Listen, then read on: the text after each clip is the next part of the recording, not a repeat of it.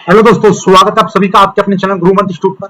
आज का ये video BSc first semester physics का रहेगा। फिजिक्स में आज हमारा बहुत ही शानदार टॉपिक, जैसे कि आप देख पा रहे होंगे, आज हमारा जो टॉपिक है, इस वाले टॉपिक को सेंटर ऑफ मास यानी कि आपका द्रव्यमान केंद्र, इसको हम समझेंगे। ये आपका बीएससी सेम वन फिजिक्स का एक वेरी इंपॉर्टेंट टॉपिक है। ठीक है, यहाँ से क्वेश्चन कई बार आ चुका है। ठीक है, तो सेंटर ऑफ मास के बारे में समझेंगे हम। ये कुछ एग्जांपल्स बाद में देखिएगा, मैं आपको एक ऐसे समझो। आपने कभी भी गाड़ी को तेज गति से चलते हुए देखोगे, उसके टायर को, तो उसमें एक ही पॉइंट आपको घूमता हुआ दिखाई देता है। यदि आप बैठ के वीडियो देख रहे हैं तो पंखा की तरफ देखोगे, पंखा यदि चल रहा होगा तो पंखड़ी नहीं दिखाई देती, लेकिन उसका बीच वाला हिस्सा हमको घूमता हुआ दिखाई देता है। ऐसे ही यदि मैं इसको भी बहुत तेजी से घुमाऊं, इस तरीके से ऐसे जोर जोर से करूं, तो आपको ये नहीं दिखाई देंगे, जहां से मैंने पकड़ रखा वहां से घूमता हुआ दिखाई देगा। यदि मेरे को ये उंगली पर टेकना है तो मेरे को एक यहाँ पर इस पॉइंट के बीच में, यानी कि एकदम इस तरह से ये बना दिया मैंने, अब टिक गया ये। तो इस वाले पेन का जो सेंटर ऑफ मास यहाँ पर है, हमको किसी भी चीज को बैलेंस करना जो होता है वो सेंटर ऑफ मास को बैलेंस करने के बराबर होता है। तो इस तरीके से हम यदि कोई गति कर रहा है कोई पिंड, तो इस तरह से हमको देखने में ऐसा आता है कि जैसे मानो कि इसका एक ही बिंदु गति कर रहा है। पंखे को देखेंगे तो हमें पंखा कैसे लगेगा कि जैसे पंखड़ी नहीं, बस गोल गोल घूम रहा है। तो इस तरह से इसकी परिभाषा बनती है। देखिएगा, एक परिभाषा मैंने यहाँ पर बहुत ही शानदार ये ग्रुप में भेज दी थी। ठीक है, ये परिभाषा मैंने ग्रुप में भेज दी थी, और आपको मैं बता दूं, जिन्होंने अभी तक ग्रुप को ज्वाइन नहीं किया है, फ्री बैच है मेरा। ठीक है, ये देखिए यहाँ पे बता दे रहे हैं हम, फ्री बैच रहेगा बीएससी सेम 1 सेम 2 और अदर सभी के लिए रहेगा। और क्लास 12 का कोई भी भूला पिछड़ा इस वीडियो को देख रहे हैं तो क्लास 12 का भी बैच है। आपके भाई बहन है तो उनको भी बता सकते हो। बीएससी के लिए फ्री बैच है, लिंक आपको नीचे डिस्क्रिप्शन में मिल जाएगा। ठीक है, लिंक मिल जाएगा। और ये मैं जो नोट्स में देख पा रहे होंगे डिस्प्ले पर, ये सारे नोट्स मैंने ग्रुप में कल ही भेज दिए थे। ठीक है, सभी को मिल गए होंगे, नहीं मिले हैं तो जाकर ले लीजिएगा। ठीक है, चलिए तो अब आते हैं टॉपिक पर। सेंटर ऑफ मास द्रव्यमान केंद्र होता क्या है?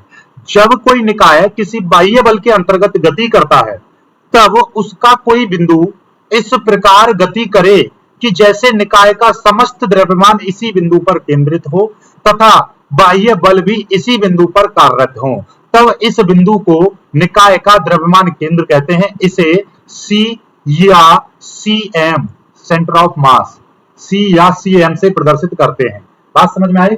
यदि कोई निकाय इस तरह से गति कर रहा है कि उसमें कोई एक बिंदु है जो इस तरह से व्यवहार कर रहा है कि जैसे मानो सारे बल जो निकाय पर जो बल लग रहे हैं, मानो कि उसी बिंदु पर लग रहे हों, और इस प्रकार से व्यवहार करे कि सारे बल उसी पर केंद्रित हों और सभी बल भी उसी पर कार्य कर रहे हों।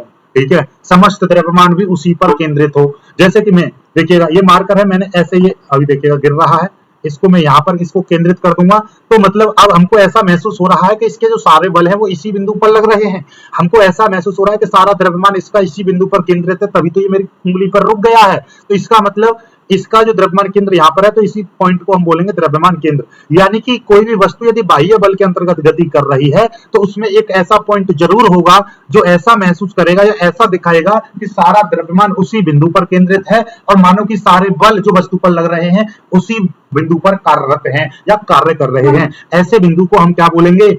द्रव्यमान केंद्र। अब आपको और ज्यादा सिंपल भाषा में, एकदम गांव की भाषा में बिल्कुल समझाऊं, आपसे कोई टीचर पूछ लेता है, कोई भाई बंधु या कोई भी मास्टर मास्टरनी कुछ भी पूछ रहा है कि बता भाई पप्पू, ये बता द्रव्यमान केंद्र क्या होता है, तो आप कहेंगे मैडम सुनो, द्रव्यमान, किसी भी वस्तु का द्रव्यमान केंद्र वह बिंदु होता है जो इस प्रकार से व्यवहार करता है कि मानो वस्तु का सारा द्रव्यमान उसी बिंदु पर केंद्रित हो और वस्तु पर लगने वाले सभी बल उसी बिंदु पर कार्य कर रहे हों, तब हम ऐसे बिंदु को द्रव्यमान केंद्र कहते हैं। बात समझ में आ गई? ठीक है, समझा पाओगे किसी को भी कि भाई किसी ना किसी बिंदु या किसी भी वस्तु या कोई भी ऑब्जेक्ट है, उसके अंदर एक ऐसा पॉइंट जरूर होगा जो इस तरह से व्यवहार करेगा कि सारे जो वस्तु का सारा द्रव्यमान उसी बिंदु पर केंद्रित है, और मानो कि उस वस्तु पर लगने वाले बल इस बिंदु पर ही लग रहे हों, तो ऐसे बिंदु को ही हम क्या कहेंगे? द्रव्यमान केंद्र। क्लियर होगी बात? वीडियो को पीछे करो, 2-3 बार देखो, सुनो, समझ में आ जाएगा। परिभाषा को लिख लेना। ठीक है, चलिएगा अब आगे देखिएगा, आगे क्या है। द्रव्यमान केंद्र को संहति केंद्र के नाम से भी जाना जाता है। संहति का मतलब ही द्रव्यमान है भैया, रे समझ जाना गमारू भाषा में, एकदम बिल्कुल देसी प्योर लैंग्वेज। संहति, संहति मतलब द्रव्यमान, आपके अंदर संहति कितनी है मतलब द्रव्यमान, ठीक है, बात समझ में आ गया। तो इसको संहति केंद्र के नाम से भी जाना जाता है। अब यहां से देखिएगा कुछ महत्वपूर्ण बातें हैं। द्रव्यमान केंद्र, द्रव्यमान केंद्र से संबंधित कुछ महत्वपूर्ण तथ्य। महत्वपूर्ण तथ्य से पहले कुछ परिभाषा में यहाँ पे लिख दे रहा हूं, देखिएगा। सेंटर ऑफ मास के आप कुछ मांगते हैं मिक्स में, तो मिक्स में मैं लिख दे रहा हूं, देखिएगा। सेंटर ऑफ मास, द्रव्यमान केंद्र, जिनको मिक्स में चाहिए तो वो यहां से ले सकता है परिभाषा के। आप देखिएगा ऐसे लिखो, जब कोई ऑब्जेक्ट किसी एक्सटर्नल फोर्स के अंडर गति करता है तो ऑब्जेक्ट के अंदर, या ऑब्जेक्ट का एक ऐसा बिंदु होता है, अंदर मत कहिए क्योंकि ये द्रव्यमान के अंदर भी हो सकता है बाहर, ऑब्जेक्ट का, तो ऑब्जेक्ट का एक ऐसा बिंदु होता है, ऐसा बिंदु होता है जो इस प्रकार व्यवहार करता है जैसे ऑब्जेक्ट का होल मास, यानी संपूर्ण द्रव्यमान, ऑब्जेक्ट का होल मास इसी पॉइंट पर सेंटर्ड हो और ऑब्जेक्ट पर लगने वाले सभी फोर्सेस भी इसी पॉइंट पर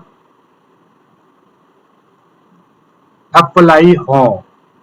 ये इस तरह से व्यवहार करता है, यानी जब कोई ऑब्जेक्ट किसी एक्सटर्नल फोर्स के अंडर मोशन करता है तो ऑब्जेक्ट का एक ऐसा पॉइंट होता है जो इस प्रकार से व्यवहार करता है कि जैसे मानो ऑब्जेक्ट का होल मास इसी पॉइंट पर सेंटर्ड हो और ऑब्जेक्ट पर लगने वाले सभी फोर्सेस इसी पर अप्लाई हो या इसी पर कार्यरत हो, ऐसे लिख दो, अप्लाई में दो तो इसी पर कार्यरत हो, ऐसे लिखो, ठीक है। तो ऑब्जेक्ट पर अप्लाई सभी फोर्सेस भी इसी पर कार्यरत हो, ऐसे महसूस करेगा, ठीक है, बात समझ में आ गई। तो इसी पॉइंट को हम क्या कहते हैं, तब इस पॉइंट को सेंटर ऑफ मास कहते हैं।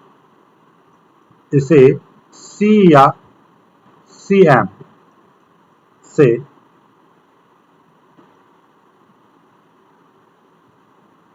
व्यक्त करते हैं, ठीक है, समझ में आ गई चीजें सेंटर ऑफ मास। चलिएगा, ये परिभाषा आप ले सकते हो, स्क्रीनशॉट ले सकते हो। अब आगे बात करते हैं इंपोर्टेंट बात। पहला पॉइंट, द्रव्यमान केंद्र पर भौतिक रूप से द्रव्यमान उपस्थित हो भी सकता है और नहीं भी। अब आप समझो, आपकी भाषा दिमाग में आ जाएगी कि सर जी द्रव्यमान केंद्र पर तो द्रव्यमान होगा, मोटा मोटी भाषा में है, तो ऐसा हो भी सकता है और नहीं भी। एग्जाम्पल के तौर पर यदि डिस्क देखोगे, डिस्क, ये डिस्क है, ठीक है, डिस्क का जो द्रव्यमान केंद्र इसके केंद्र में रहता है और एक रिंग है, तो रिंग का जो समस्त द्रव्यमान, जैसे आप रिंग देखिएगा, मेरी रिंग है तो रिंग का सारा द्रव्यमान इसके किनारे पर उपस्थित रहता है। तो इसका मतलब इसका जो द्रव्यमान केंद्र इसका भी बीचों बीच में देखिएगा यहाँ पर है। और डिस्क मतलब समझ रहे हो, डिस्क मतलब एक चकती, चकती मतलब एक रुपया देखा है, रुपया, रुपया का जो सिक्का होगा, मेरे पास यहाँ पर नहीं अभी, ठीक है, रुपया जो होगा वो एक प्रकार से डिस्क कहलाएगा, ठीक है। और ये देखिएगा ये जो है एक प्रकार से रिंग कहलाएगी, ये दिखाई दे रही है रिंग, ये रिंग क्योंकि ये अंदर से ये गोल है, इसका जो द्रव्यमान है इसका बस किनारों यानी परिधि पर, सरकमफेरेंस पर इसका सारा द्रव्यमान उपस्थित है, तो ये आपकी रिंग होगी। और जो रुपया जो आप देखते हो वो आपका क्या रहता है, डिस्क होता है। बात समझ में आ गई, डिस्क का द्रव्यमान केंद्र यहाँ पर उपस्थित होता है। और देखिएगा रिंग का जो द्रव्यमान केंद्र है इसका भी यहाँ पर है, तो इस रिंग का जो द्रव्यमान केंद्र है इसका जो द्रव्यमान केंद्र है वो यहाँ पर उपस्थित होगा, देख पा रहे हो। तो मतलब यहाँ पर द्रव्यमान है नहीं है और यहाँ पर द्रव्यमान है। जैसे कि एल टाइप की कोई सॉलिड, कोई भी एक आकार की कोई चीज है, वस्तु है, कोई भी ऑब्जेक्ट है, तो अब इसका जो द्रव्यमान केंद्र है वो यहाँ पर उपस्थित होगा, ठीक है। ऐसी अलग अलग कुछ रहती हैं चीजें, देखिएगा मेरे पास में यहाँ पर मैंने एग्जाम्पल के तौर पर ली है, देखिएगा ये आपको मैं सिखा दूं, ये देखिएगा यदि कोई चौकोर है तो इसका द्रव्यमान केंद्र कहां पर होगा, यहाँ पर है, ठीक है। ये है तो इसका द्रव्यमान केंद्र यहाँ पर है, इसका द्रव्यमान केंद्र यहाँ पर होगा।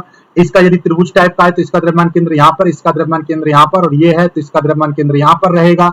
और यहाँ पे देखिएगा यदि कोई कोई लड़की है या लड़का है, कोई भी इंसान हाथ को इस तरीके से ऊपर करके हाथ को खड़ा है तो उसका द्रव्यमान केंद्र यहाँ पर, यानी कि उसके जस्ट सीने के पास होगा। और यदि वो हाथ को नीचे करके खड़ा है तो उसका द्रव्यमान केंद्र उसकी नाभि पर होगा, ठीक है। तो हम जब भी चलते समय या पहाड़ी पर चढ़ते समय हम अपने आप को ऐसे झुका लेते हैं, क्योंकि ऐसे चढ़ रहे होते हैं तो हमारा द्रव्यमान केंद्र कहां पर रहता है, नाभि पर रहता है। और नाभि पर रहने के कारण हम अपने शरीर को ऐसे झुका लेते हैं ताकि हम गिरे नहीं। बात समझ रहे हो, चलते समय भी इंसान ऐसे करके, कभी देखा होगा जब आदमी बाल्टी लेकर हाथ में चलता है तो थोड़ा सा टेढ़ा हो जाता है क्योंकि उसका जो द्रव्यमान केंद्र है वो यहाँ पर आ जाता है। ऐसे ही यदि यहाँ पर देखिएगा, इस चित्र को देखो, यहाँ पर ये देखिए कोई एक बड़ा, इसका ज्यादा द्रव्यमान है, इसका कम द्रव्यमान है, एक स्ट्रिक से जुड़ा हुआ है तो इसका द्रव्यमान केंद्र यहाँ पर रहेगा। और यदि ये बराबर बराबर की मात्रा में ऐसे दो लट्टू से जुड़े हुए होते तो इसका द्रव्यमान केंद्र यहाँ पर होता, बिल्कुल एग्जैक्टली बीचों बीच में। लेकिन यहाँ पर ज्यादा है द्रव्यमान तो ज्यादा द्रव्यमान की तरफ ये खिसक गया। इस तरीके से द्रव्यमान केंद्र एक जगह पर भी रह सकता है, अलग अलग जगह पर भी रह सकता है। तो ये चीज पता चल गई, द्रव्यमान केंद्र वस्तु के बाहर भी हो सकता है, वस्तु के अंदर भी हो सकता है, ठीक है। चलिएगा अब देखिए मैं आपको दिखाता हूं, आगे देखिएगा अगला पॉइंट, द्रव्यमान केंद्र वस्तु के अंदर या वस्तु के बाहर कहीं भी हो सकता है। द्रव्यमान केंद्र ऐसा मत समझना कि वस्तु के अंदर ही रहेगा या वस्तु के ऊपर ही रहेगा, नहीं, बाहर भी हो सकता है, ठीक है। आगे देखिएगा बाहर होने के लिए देखिए, ये देखिए ये वाला एग्जांपल देखिए, वस्तु तो ये है एकदम, लेकिन द्रव्यमान केंद्र इसके बाहर है, ठीक है। चलिएगा अब आगे देखिएगा, सेंटर ऑफ मास यानी द्रव्यमान केंद्र की स्थिति अधिक द्रव्यमान की ओर होती है। मोस्टली जो द्रव्यमान केंद्र की जो स्थिति है सामान्यतः है, ठीक है, सामान्यतः है द्रव्यमान केंद्र सेंटर ऑफ मास की जो स्थिति है अधिक द्रव्यमान की ओर होती है। ये अभी मैंने दिखाया था एग्जांपल, सेंटर ऑफ मास द्रव्यमान केंद्र का संबंध द्रव्यमान से है, जबकि गुरुत्वीय केंद्र यानी सेंटर ऑफ ग्रेविटेशनल उसका संबंध वस्तु के बाहर से होता है। किससे होता है, अभी गुरुत्वीय केंद्र भी देखेंगे आप और आगे पढ़ाएंगे हम, ठीक है। यहाँ पे हम सेंटर ऑफ मास की कर रहे हैं तो सेंटर ऑफ मास का संबंध द्रव्यमान से होता है। द्रव्यमान केंद्र की गति हमेशा स्थानांतरीय होती है, द्रव्यमान केंद्र की गति हमेशा स्थानांतरीय होती है। देखिएगा मैं अभी एग्जांपल एक देख रहा था, कहां गया, ये देखिएगा यहाँ पर द्रव्यमान केंद्र की गति एक कहां है, मैं एग्जांपल यहीं से दे, देखिए इस चित्र को आप एक बार देखिएगा, ये देखिए, तो ये जो है द्रव्यमान केंद्र, ये देखिएगा वस्तु को इस तरीके से इसने फेंका है, वस्तु को यहां से देखिए इस तरीके से फेंका, वस्तु बार बार घूमी, लेकिन द्रव्यमान केंद्र इसका ऐसा का ऐसा ही रहा है। द्रव्यमान केंद्र की दिशा स्थानांतरीय इस तरीके से रही ना रही, तो द्रव्यमान केंद्र, ठीक है, इस तरीके से हमेशा आगे देखिएगा, सेंटर ऑफ मास की स्थिति निर्देश तंत्र की स्थिति पर निर्भर नहीं करती है, निर्देश तंत्र पर निर्भर नहीं करती है। आगे सेंटर ऑफ मास की स्थिति अथवा वेग, सेंटर ऑफ मास की स्थिति हो या सेंटर ऑफ मास का वेग हो, आंतरिक बलों के कारण परिवर्तित नहीं होता है, यह केवल बाह्य बलों के द्वारा ही परिवर्तित होता है।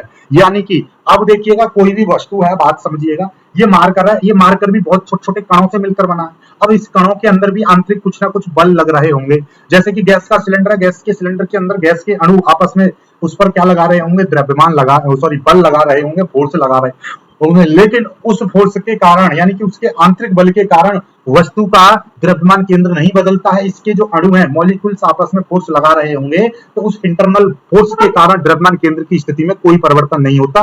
द्रव्यमान केंद्र बदलता है तो सिर्फ बाह्य बल के कारण बदलता है, ठीक है। आगे सेंटर ऑफ मास के परतः निकाय के सभी कणों के आघूर्णों का सदिश योग शून्य होता है। ये वेरी वेरी इंपोर्टेंट टॉपिक है, वेरी वेरी इंपोर्टेंट पॉइंट है कि यानी कि कोई भी देखिएगा, पहली चीज तो इसको याद रखिएगा, sigma M I sigma R I is equal to zero, sigma M I into R I is equal to zero, यानी कि कोई भी वस्तु का यहाँ पर सेंटर ऑफ मास है, इसके परतः यदि हम सभी जे बहुत सारे कणों से मिलकर बना हुआ है, तो सभी कणों का इस सेंटर ऑफ मास के परतः हम आघूर्णों का, द्रव्यमान के आघूर्णों का योगफल निकालेंगे तो वो शून्य आता है।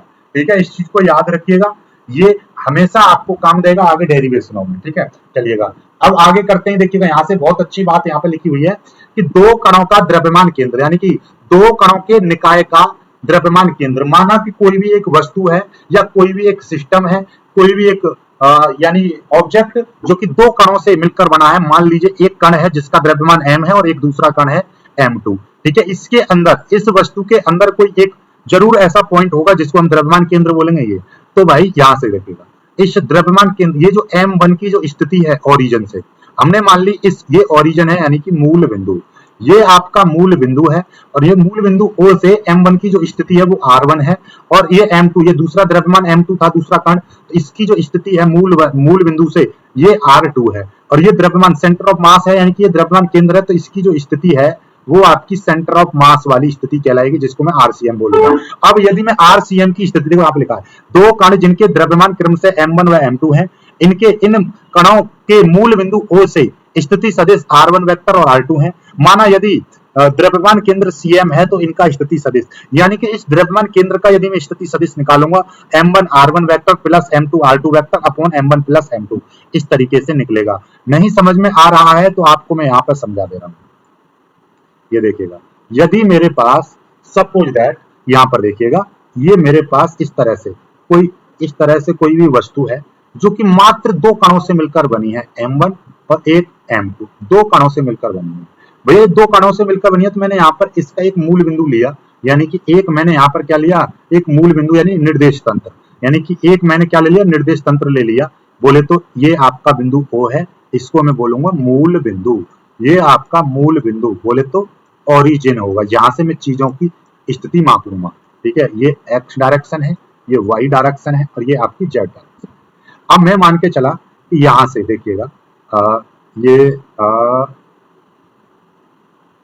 देखिए मेरे पास में पता है इसमें एक ऑप्शन आता है, ये आ गया स्केल, स्केल का ऑप्शन। हाँ, अब ये स्केल कैसे घूमता कैसे है भाई, हाँ ये देखिएगा, इस स्केल को मैं घुमा लेता हूँ ऐसे,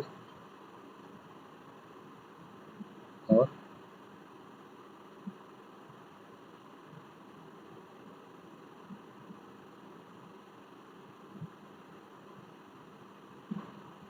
ये मैंने एक इस तरीके से एक मैं लाइन खींच दूंगा, लाइन ड्रॉ कर दूंगा। ठीक है, ये हो गया, और एक और मैं यहां पर ले आ रहा हूं इसको,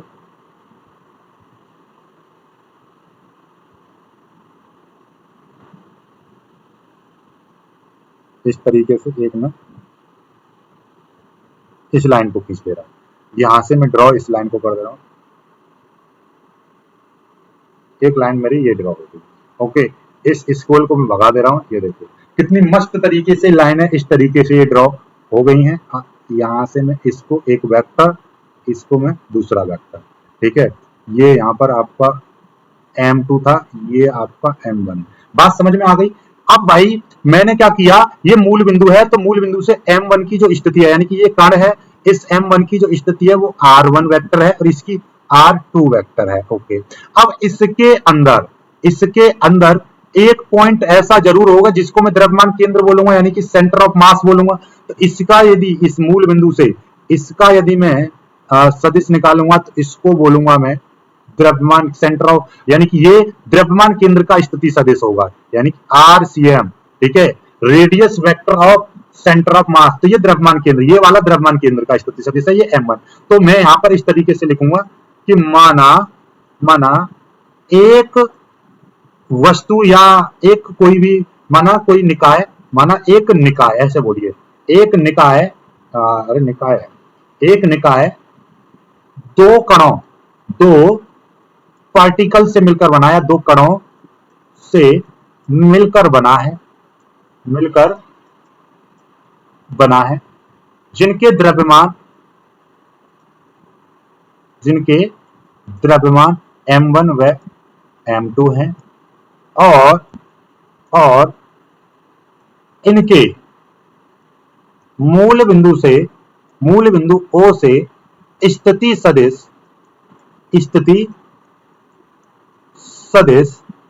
r1 वेक्टर व r2 वेक्टर हैं। बात समझ में आ गई भैया? ये m1 द्रव्यमान है, ये m2 द्रव्यमान है। इस m1 कण का जो m1, ये जो कण है m1, जो पहला पार्टिकल है m1, इसका जो स्थिति सदिश वो r1 है, और ये m2 है तो इसका स्थिति सदिश r2 है। ये आपका सेंटर ऑफ मास है तो इसका स्थिति सदिश ये है। तो माना वस्तु का द्रव्यमान केंद्र Cm है, जिसका स्थिति सदिश RCM वेक्टर है। तब ठीक है, बात समझ में आ गई? तब हम इस RCM की यदि मैं वैल्यू निकालूंगा RCM, तो वो कैसे निकलेगा? m1 r1 vector plus m2 r2 vector upon m1 plus m2, इस तरीके से। और माना कि यहीं से आप ऐसे समझिए, माना यदि कोई निकाय n कणों से मिलकर बना है, n कणों से मिलकर बना है, तब उसका द्रव्यमान केंद्र का स्थिति सदिश क्या होगा? m1 r1 plus m2 r2 plus m3 r3 plus और डडडस, क्योंकि n कण है उसके तो mn rn। अब कितने भी हो सकते हैं, इनका मतलब 5 कण, 10 कण, 20 कण, कितने कणों से मिलकर बना हो, तो इसी तरीके से लिखाते हैं। नीचे हम m1 plus m2 plus m3 plus डडडस प्लस mn, इस तरह से करते हैं, तो ये उसके द्रव्यमान केंद्र की स्थिति निकल जाती है। बात समझ में आ गई? आगे देखेंगे। अब हम आगे, हमको द्रव्यमान केंद्र आ गया। अब यहां से क्वेश्चन बनता है द्रव्यमान केंद्र की गति निकालिए, या क्वेश्चन यहां से आपका देखिएगा, very most important question 10 number का देखिएगा, वेरी मोस्ट इंपोर्टेंट क्वेश्चन, वो भी 10 अंक का। ठीक है, क्या बनता है क्वेश्चन? यहां से देखिएगा, क्वेश्चन इस तरीके से आएगा। द्रव्यमान, देखिए क्वेश्चन बता रहा हूं, द्रव्यमान केंद्र की गति की व्याख्या करो, एक क्वेश्चन हो गया। एक क्वेश्चन इस तरीके से आपका आएगा कि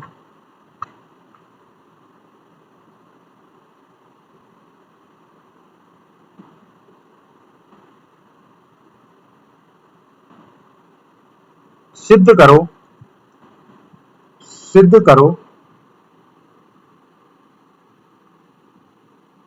बाह्य बलों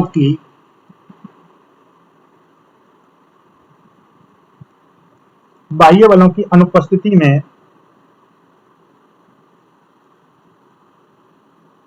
द्रव्यमान केंद्र का वेग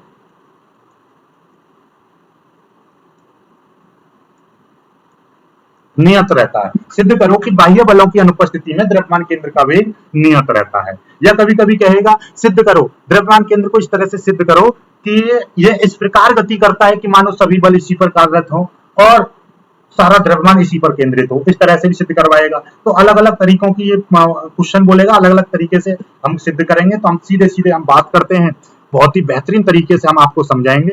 ठीक है, तो यहाँ पे से मैं एक छोटा सा चित्र भी बनाना, थोड़ी सी थ्योरी भी लिखनी है। देखिएगा, थ्योरी में आपकी लिखवा दे रहा हूँ, यहाँ पे बस चित्र बना दे रहा हूँ। देखिएगा चित्र क्या है कि हमारे पास ऐसे समझिएगा, ये इस तरह से एक कोई निकाय है, ये क्या है, कोई एक निकाय SYSTEM, कोई भी एक सिस्टम है, सिस्टम ऑफ n पार्टिकल्स, यानी n। तो ये n कणों से मिलकर बना है, यानी कि एक आपका ये m1 है, इस पर ये दूसरा कण m2 है। ठीक है, ऐसे ही यहाँ पर आपका कोई और भी कण हो सकता है, इस तरीके से यहाँ पर आपका m3 है, ऐसे ही इसमें और बहुत सारे कण हैं। ठीक है, तो n कणों का है, तो एक कण मैंने मान लिया mn, इस तरीके से बहुत सारे कण। अब ये देखिए, ये इस तरह से मैंने इसका ये भी बना दिया ओरिजिन। ये आपका मूल बिंदु O बना दिया, ओरिजिन। अब ये जो माना कोई एक निकाय है जो कि n कणों से मिलकर बना है, यानी n कण m1 n कणों से मिलकर बना है जिनके द्रव्यमान m1 m2 m3 देखिएगा। माना कोई निकाय, ठीक है, या कोई सिस्टम n कणों से मिलकर बना है जिनके द्रव्यमान क्रमशः m1 m2 m3 mn है। बात समझ में आ गई? इस तरीके से आपको थ्योरी लिख देनी है। अब जिनके जिनके स्थिति सदिश क्रमशः है, ये देखिएगा, इसका स्थिति सदिश क्या होगा? r1 vector. इसका स्थिति सदिश क्या है? इसका मैंने मान लिया r2 वेक्टर। इसका स्थिति सदिश क्या है? ये मैंने मान लिया r3 वेक्टर, ठीक है। इसी तरीके से सभी के होंगे। तो जो nवां कण है इसका स्थिति सदिश क्या है? rn vector. अब इसके अंदर, यानी इस निकाय के अंदर निकाय का एक सेंटर ऑफ मास भी होगा, यानी द्रव्यमान केंद्र भी होगा, जिसका स्थिति सदिश, जिसका द्रव्यमान केंद्र का जो स्थिति सदिश है RCM होगा, ठीक है। तो यही थ्योरी आपको लिखनी है। थ्योरी देखिएगा आपको लिखी हुई मिल जाएगी। कहां पर लिखी हुई मिल जाएगी? देखिएगा, ये लिखी हुई है। माना देखिए, ये नहीं, ये तो हमने बता ही दिया, n कणों के लिए बता दिया। हाँ, यही है, ठीक है। ये देखिए द्रव्यमान केंद्र के, माना कोई निकाय n कणों से मिलकर बना है जिनके द्रव्यमान m1 m2 m3 mn है, और इन कणों की मूल बिंदु से स्थिति r1 vector r2 vector rn vector है। माना निकाय का द्रव्यमान केंद्र, ठीक है, द्रव्यमान केंद्र सेंटर ऑफ मास cm है। तब हम देखिए, तब की बात करेंगे आगे, हम बहुत ही प्यार से हम इसको सॉल्व कर देंगे, ठीक है। अब देखिएगा, अब हमको ये थ्योरी आपको अच्छे से समझ में आई कि नहीं आई, मुझे को इतना बताइए। थ्योरी आपको बहुत ही अच्छे से समझ में आ गई होगी। अब हमको पता चल गया कि भैया ये n कणों से मिलकर बना है, यानी कि जिनके द्रव्यमान m2 m3 ऐसे mn है, इनके स्थिति सदिश r1 r2 वेक्टर rn है, और सेंटर ऑफ मास का जो स्थिति सदिश है वो rcm है। तब हम rcm निकालेंगे। rcm निकालेंगे तो कैसे निकालेंगे भाई? ये हो जाएगा m1 r1 vector plus m2 r2 vector plus n कण है तो mn rn vector, okay, upon नीचे सभी कणों का द्रव्यमान m1 plus m2 plus mn, okay. यहां तक तो कोई दिक्कत नहीं है आपको। अब मुझको एक चीज बताइए, माना कि देखिएगा, बात को बहुत ही बारीकी से समझना, मैं क्या कहना चाह रहा हूं। मेरे पास ये एक नोटबुक है, मेरे पास ये एक नोटबुक है, और इसका ये यानी कि 100 पेजों से मिलकर बनी है। कितने? 100 पेजों से मिलकर बनी है। अब मेरे को पता चल गया कि भैया एक पेज का द्रव्यमान m1 है, दूसरे पेज का द्रव्यमान m2 है। ऐसे ही आप सभी पेजों का द्रव्यमान आपने काउंट किया। अब आपका दिमाग में कह रहा हूं कि इस पूरे बुक का द्रव्यमान मुझको बताइए। तो बहुत से स्टूडेंट्स ऐसे होंगे कि उनको पता है कि एक पेज का इतना द्रव्यमान है, दूसरे का इतना, सभी को जोड़ेंगे। बहुत से कुछ चालाक स्टूडेंट भी होंगे, वो सीधे सीधे इस पूरी बुक का ही क्या कर लेंगे, पूरी बुक का ही द्रव्यमान काउंट कर लेंगे। बात को समझो, या तो इसमें भाई 100 पेज है तो 100 पेज का अलग अलग निकाल के जोड़ो, या एक साथ जोड़ दो, बात तो वही आएगी। या मैं आपको एक और छोटा सा एक एग्जांपल और दूं। मेरे पास ये मार्कर है, अब इस पूरे मार्कर का मेरे को द्रव्यमान कितना है? मान लीजिए इस पूरे का जो द्रव्यमान है वो 100 ग्राम है। इस पूरे मार्कर का द्रव्यमान 100 ग्राम है। अब इसमें से मुझको पता चल गया इस कैप का जो द्रव्यमान है वो 10 ग्राम है, ठीक है। इसकी जो निब है, निब का द्रव्यमान 5 ग्राम है। इसकी बाहरी बॉडी का द्रव्यमान 15 ग्राम है, और इसके अंदर जो बची हुई इंक है उसका कितना द्रव्यमान होगा? आप कहेंगे भाई सर जी सबका 100 ग्राम है, टोटल मिला के सबको जोड़ लो, ठीक है। बात समझ रहे हो? सभी का निकालने के लिए हमको इस पूरे पार्टिकल्स का अलग अलग जोड़ेंगे तो ये पूरा द्रव्यमान आ जाएगा। ठीक उसी प्रकार से मैं ये कहना चाह रहा हूं कि यदि ये जो पार्टिकल है m1 m2 m3 ऐसे अलग अलग पार्टिकल्स से मिलकर बना है, तो हम इस पूरे का ना निकालकर हम सीधे सीधे पूरी बॉडी का माना लिख दे रहा हूं। माना तो या फिर आप ऐसे करो, कुछ मत मानो, सीधे सीधे लिख लो। यहाँ पे लिख देंगे हम m1 plus m2 plus plus mn is equal to capital M। Capital M क्या है कि निकाय का संपूर्ण द्रव्यमान हमने मान लिया। भाई निकाय का संपूर्ण द्रव्यमान कुछ ना कुछ तो बैठेगा ही, भाई कुछ ना कुछ तो होगा ही, बात समझ रहे हो नहीं समझ रहे भाई। इस सभी कणों का मान लीजिए ये जो मैंने बताई थी, ये नोटबुक 100 पेजों से मिलकर बनी है, 100 पेजों का जोड़ेंगे द्रव्यमान को तो कुछ ना कुछ तो बैठेगा, वो इस पूरी बुक के द्रव्यमान के बराबर बैठेगा। तो इस पूरी बॉडी का जो द्रव्यमान है वो मैंने m मान लिया। तो ये जो पूरा ये जो है आपका ये जो आ रहा है ना m1 m2 ये पूरा, तो ये कितना हो जाएगा, कैपिटल M हो जाएगा।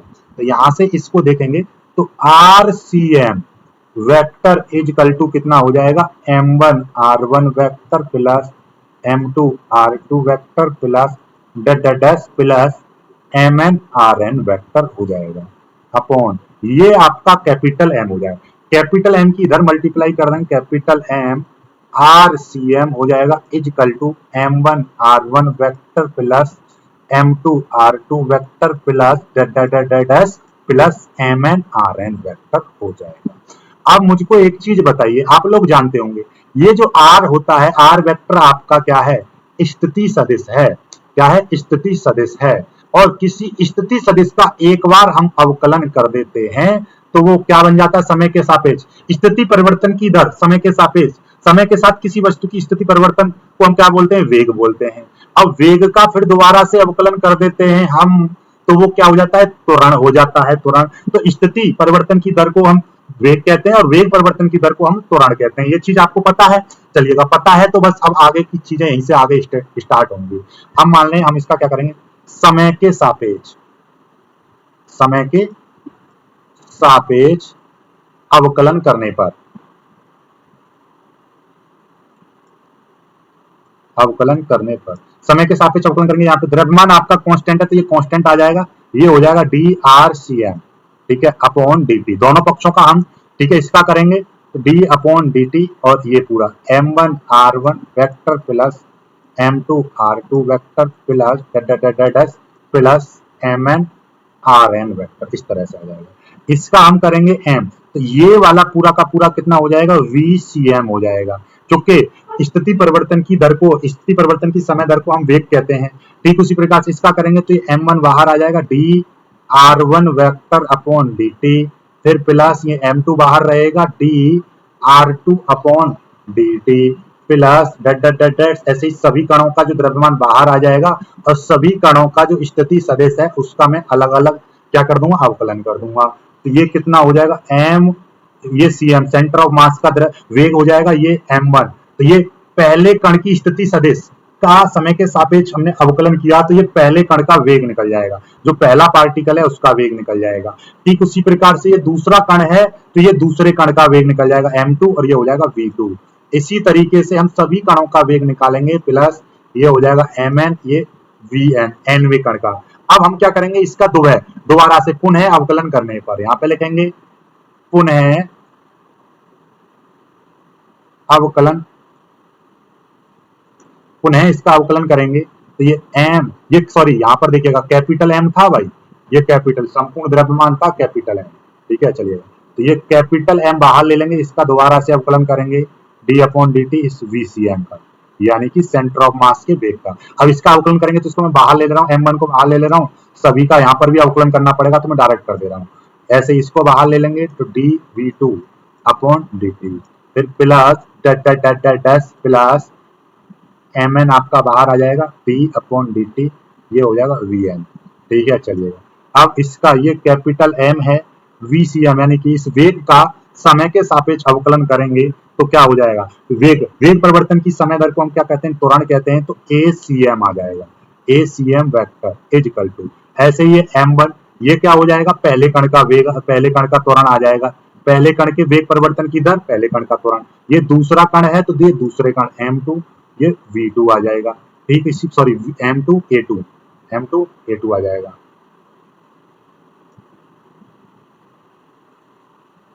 a2 वेक्टर आ जाएगा, प्लस ऐसे ही सभी कणों का निकालेंगे तो हम डायरेक्ट हम nवे कण पर पहुंच जा रहे हैं, mn, ये an हो जाएगा। बात समझ रहे हो यहाँ तक, ठीक है। अब आपको ये बताइए, आप जानते हो यहाँ पे लिख देंगे हम, क्या लिख देंगे, वी नो दैट, हम जानते हैं F बराबर क्या होता है, ma होता है। ठीक उसी प्रकार से ये m, ये हो जाएगा ACM, इसको नहीं करेंगे हम, ये देखिएगा ये पहले कण का द्रव्यमान और पहले कण का त्वरण, तो ये कितना हो जाएगा, पहले कण पर लगने वाला बल F1। ऐसे ही ये आपका क्या है M2, तो ये हो जाएगा F2। इसी तरीके से सभी कणों पर जो बल लग रहा है तो ये nवें कण पर लगने वाला बल Fn हो जाएगा कि नहीं हो जाएगा? ठीक है। अब आप ये बताइए, अब मैं बात समझिएगा, ये मेरे पास 100 पेज की कॉपी है, इसको मैं 10 इस पूरी बुक को 10 न्यूटन से धक्का दे रहा हूं, बात को समझना। 10 न्यूटन से मैं इस पूरी बुक को धक्का दूं तो क्या होगा, प्रत्येक पेज भी तो 10 न्यूटन का बल अनुभव करेगा। बात समझ रहे हो, 10 न्यूटन का बल अनुभव करेगा, तो सभी पेजों पर जो लगने वाला जो बल होगा, सभी पेजों पर जो बल लग रहा है उसको टोटल काउंट करूंगा तो वो बाह्य बल के बराबर आएगा। तो इसीलिए मैं क्या कहूंगा, ये वाला M A C M vector बराबर एफ, ये हो जाएगा एक्सटर्नल बल, यानी F E X T. F जहां यहां पे लिख देंगे, जहां एफ ई एक्स टी ये क्या है, ये बराबर है F1 plus F2 plus dash dash dash dash dash plus Fn। ये जो सभी कण, बात को ऐसे समझो कि भैया ये M1 है, ये जो आपका M1 कण है इस पर जो लगने वाला बल ये सभी कणों पर जो लगने वाला जो बल होगा वो बाह्य बल। जब मैं इस पर कोई बाह्य बल लगाऊंगा इस पूरे कण पर, तो जितना बल लगेगा उतने ही बल से ये सभी कण अनुभव करेंगे। तो सभी कणों पर जो अलग अलग जो बल लगेगा वो इस पूरी वस्तु पर जो बल लगेगा वही के तो बराबर होगा। ठीक है, तो वही तो बाह्य बल लगाएंगे तभी तो वस्तु अनुभव करेगी बाह्य बल का। तो इसीलिए ये जो है आपका M1, ये जो आपका माना है, ये देखिए आपको पता ही है कि M1 A1 F1, M2 A2 F2, इसी तरीके Mn, क्यों? क्योंकि F बराबर Ma होता है। तो ये, और ये आपको पता चली गया कि भैया जो बाह्य बल जो होगा वो सभी कणों पर लगने वाले बल के योग के बराबर होगा। ये चीज आ गई। ठीक है, तो यहां से आपको क्या चीज सिद्ध होती है, ये चीज यहां से क्या चीज सिद्ध होती है, इसका मतलब ये हो गया, ये देखिएगा यहाँ पर और यहाँ पर और लिख देंगे ACM। ACM क्या है? ACM है द्रव्यमान, ध्यान से समझिएगा, द्रव्यमान केंद्र का त्वरण। द्रव्यमान केंद्र का, ये क्या है? द्रव्यमान केंद्र का त्वरण है। और कैपिटल M क्या है? संपूर्ण निकाय का द्रव्यमान। संपूर्ण निकाय का द्रव्यमान। तो इसका मतलब क्या है? द्रव्यमान केंद्र की यही तो परिभाषा थी कि द्रव्यमान केंद्र जो होता है, ये जो द्रव्यमान केंद्र है, ये इस तरह से व्यवहार करता है या इस तरह से गति करता है। त्वरण का मतलब क्या है? किसी वस्तु में त्वरण कब आता है? जब वो गति कर रहा होता है। बात को समझो, किसी वस्तु की जो वस्तु है उसकी गति में त्वरण कब आता है? जब वो गति कर रहा हो, अपने वेग को बढ़ा रहा हो। तो देखिएगा, ये त्वरण मतलब क्या है? द्रव्यमान केंद्र की गति, और इसमें कैपिटल M की मल्टीप्लाई हो रही है, तो मतलब क्या है कि संपूर्ण द्रव्यमान इसी पर केंद्रित है। और यहाँ पर F जो आ गया, F आ गया, तो इसका मतलब सारे बल भी इसी द्रव्यमान केंद्र पर लग रहे हों। तो यही तो परिभाषा बताई थी कि द्रव्यमान केंद्र एक ऐसा पॉइंट होता है जो इस तरह से व्यवहार करता है कि मानो कि सारा द्रव्यमान, वस्तु का जो समस्त द्रव्यमान है इसी पॉइंट पर केंद्रित हो। बात समझिएगा, समस्त द्रव्यमान इसी पॉइंट पर केंद्रित हो और सभी वस्तु पर लगने वाला जो बाह्य बल है वो भी इसी पर कार्यरत हो। तो देखिए सारी चीजें बराबर आ गई। तो यही चीज मैंने यहाँ पर देखिएगा, यहाँ पर लिख दी है, देखिएगा ये लिखी हुई है, यहाँ पर देखिएगा आपको नोट्सों में लिख दी है मैंने, देखिए ये यहां से देखिए, ये M बराबर ये आ गया, A बराबर द्रव्यमान केंद्र का त्वरण। अतः स्पष्ट होता है कि द्रव्यमान केंद्र इस प्रकार गति करता है कि जैसे कि निकाय का संपूर्ण द्रव्यमान इसी पर केंद्रित अथवा स्थित हो तथा समस्त बाह्य बल भी इसी बिंदु पर कार्यरत हो, इसी तरह से व्यवहार करता है। तो ये तो आ गई गति की व्याख्या, द्रव्यमान केंद्र की गति की व्याख्या। द्रव्यमान केंद्र की गति की ये हो गई व्याख्या। बात को समझिएगा, ये व्याख्या हो गई। अब आगे चीज हमसे क्या बोला था? द्रव्यमान केंद्र की व्याख्या हो गई। ठीक है, आगे हमसे क्या सिद्ध करवाया था? इसमें क्वेश्चन क्या बोला था? द्रव्यमान केंद्र की व्याख्या के लिए बोलेगा, ये वाला क्वेश्चन आता है, तो आपको इतना ही करना है। अब आगे है, सिद्ध करो कि बाह्य बल की अनुपस्थिति में द्रव्यमान केंद्र का वेग नियत रहता है। बात को ध्यान से समझिएगा, इसने क्या बात कही है? बाह्य बल की अनुपस्थिति में। तो यहाँ पे लगाएंगे हम, जैसे यहाँ पे बाह्य बल या बाह्य बल की अनुपस्थिति में, बाह्य बल की अनुपस्थिति का मतलब FEXT, EXT मतलब बाह्य बल, अनुपस्थित का मतलब जीरो। यदि FEXT जीरो होगा तो इसको लिख देंगे MACM इक्वल टू कितना हो जाएगा? जीरो। बात को समझो, M आपका किस में चला जाए? देखिएगा ये चीज कहां से आई, यहाँ पर, ये जीरो हो गया, तो इस तरीके से ये आ जाएगी समीकरण। ठीक है, MACM ऐसे, और ये आपका जीरो आ जाएगा। ठीक है, चलिएगा अब आगे।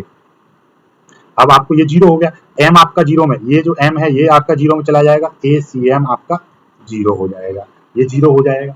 अब वेग, ये देखिए त्वरण, त्वरण को क्या बोलते हैं हम? त्वरण को बोलते हैं हम वेग परिवर्तन की दर। त्वरण, त्वरण क्या होता है? dv बट्टे dt, यही तो लगाया था। ठीक है, v द्रव्यमान केंद्र का त्वरण है तो द्रव्यमान केंद्र का वेग अपॉन समय। अब आपका, अब आपको पता है कि वेग का यदि मैं अवकलन कर देता हूं तो त्वरण आता है।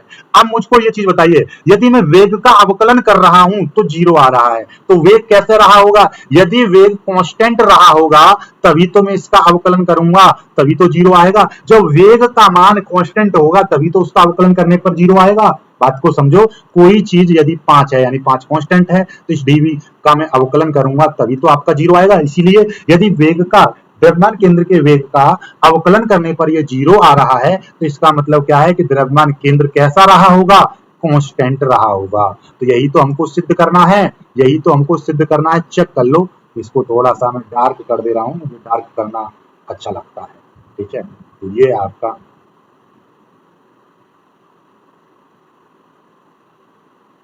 यहाँ पर ये चीज आप द्रव्यमान केंद्र, तो यही तो हमको सिद्ध करनी थी। देखिएगा यहाँ पर क्या बोला था, ये देखिए, ये बाह्य बल की अनुपस्थिति में क्या है? बाह्य बल की अनुपस्थिति में द्रव्यमान केंद्र का वेग नियत रहता है। आगे ना आगे कांस्टेंट द्रव्यमान केंद्र का वेग, अतः स्पष्ट होता है कि द्रव्यमान, देखिए यहाँ से देखिए ये लिखा हुआ है स्पष्ट वाला, यहाँ से आप स्क्रीनशॉट ले लीजिएगा। ये देखिएगा, ये आया, यहाँ से देखिए क्या आया, द्रव्यमान केंद्र कांस्टेंट आया, आता है देखिएगा। बाह्य बल की अनुपस्थिति में द्रव्यमान केंद्र का वेग नियत रहता है। ठीक है, यही चीज हमको प्रूव करनी थी। या अतः स्पष्ट होता है कि किसी निकाय पर आरोपित बलों का योग, आरोपित बलों का योग यानी कि इस पर जो बल लग रहे थे एफ एक्स टी यानी कि एक्स टी यानी कि F1 vector, F2 vector, dash dash dash dash dash F N vector, ये मान सभी कैसे जीरो हो। यदि निकाय पर लगने वाले आरोपित बाह्य बलों का योग कैसा है? शून्य है, तो उस निकाय के द्रव्यमान केंद्र का वेग नियत रहता है।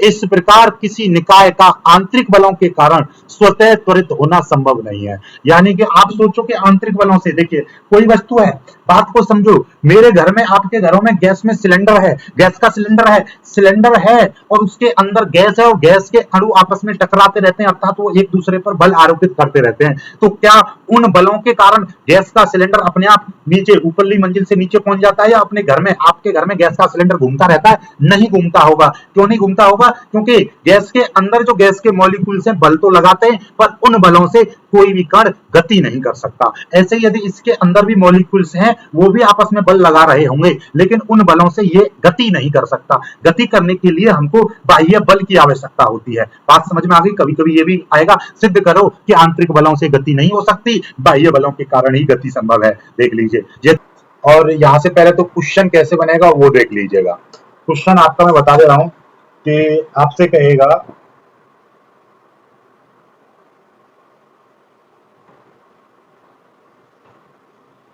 द्रव्यमान केंद्र की गति तथा संवेग संरक्षक का नियम की व्याख्या कीजिए। क्या कहेगा? द्रव्यमान केंद्र की गति से संवेग संरक्षण नियम की व्याख्या करो। 7.5 नंबर का क्वेश्चन यहां से इस तरह से बनेगा, इंपॉर्टेंट क्वेश्चन है, इसको याद रख लीजिएगा। ओके, चलिएगा। तो अब हम उसी तरीके से हम मानेंगे भाई कि हमारा, मान लीजिए कोई एक सिस्टम है जो कि, या आप कहेंगे एक निकाय है जो M1 M2 M3 ऐसे ही बहुत सारे कणों से, Mn कणों से मिलकर बना। इसके अंदर एक कण ऐसा भी होगा, यानी इसका द्रव्यमान केंद्र होगा जिसको मैं सेंटर ऑफ मास बोलूंगा। ठीक है, तो ये चीज आपको पता होनी चाहिए। तो यहाँ पे मैं ऐसी सिंपल तरीके से थोड़ी सी थ्योरी लिखूंगा। माना कोई निकाय, माना कोई निकाय n कणों से मिलकर बना है, n कणों से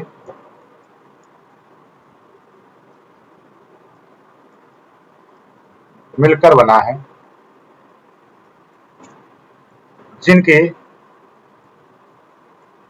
द्रव्यमान क्रमशः M1, M2, M3, Mn है।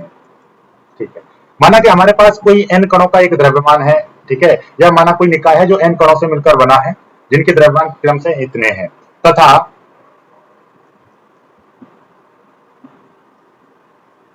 उनके वेग, यानी कि ये इन कणों के वेग कितने हैं, वेग क्रमशः है, मान के चलो कि पहले कण का वेग v1 है, दूसरे कण का वेग v2, तीसरे का v3, ऐसे ही nवें कण का vn है, ठीक है, ये हमने मान लिया, ठीक।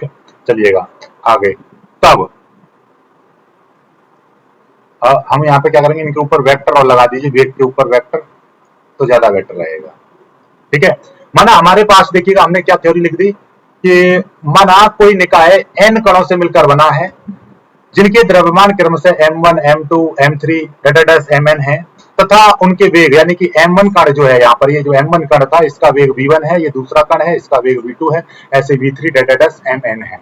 तब आपको पता है भैया, आप ये समझो पहले कण का वेग ऐसे निकालेंगे, या पहले कण का संवेग नॉर्मली, तो क्या हो जाएगा, p1 बराबर m1 v1, या p1 वेक्टर बराबर ऐसे। ऐसे ही दूसरे कण का निकालेंगे हम,